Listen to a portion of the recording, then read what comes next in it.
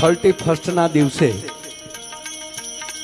તારીખ 31 ડિસેમ્બરના દિવસે શું છે એ યાદ નથી રાખવાનું, પણ તે દિવસે પોષ મહિનાની 12 છે.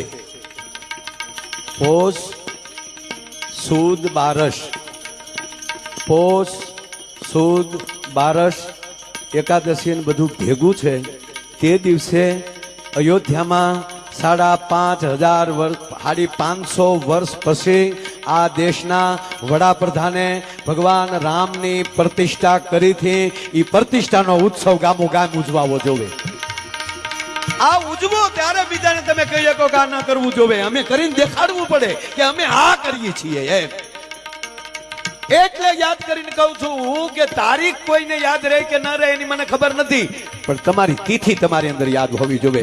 આ 2025 વિદાય લે ન લે ને મને કોઈ લેના દેના નથી, પણ 2082 વિક્રમ સંવત હૃદયમાલી ન ભૂહાઈ જવો જોઈએ. એ ધ્યાન રાખવાની જરૂર છે સાહેબ. એટલે જાહેર જનતાને પગે લાગીને કહું છું કે પોષ મહિનાની 12 ને દિવસે અયોધ્યામાં જે પ્રતિષ્ઠા ઉજવાની હતી અને તે દિવસે ભારતના ગામડે ગામડે એમ કહેવાય કે રામજી મંદિર હણગારા હતા.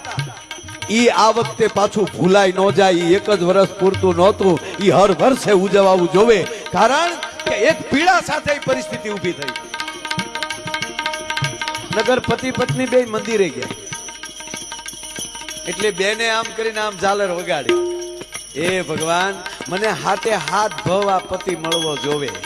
તો પતિ વાહે જ ઊભું તું પતિ ગયેલું. ઈ ભગવાનને કહે જોજો ભગવાન પાછો આ હાથમાં જ ભવ હોવો જોવે. ઈ નહીં સાહેબ, પણ આ ઉત્સવો તેથી બરોબર આવડા અમુક લોકો જે 31 કહે છે તે દિવસે જ 12 છે. એવી 12 ઉજવો 31 દબાઈ જાવી જોવે.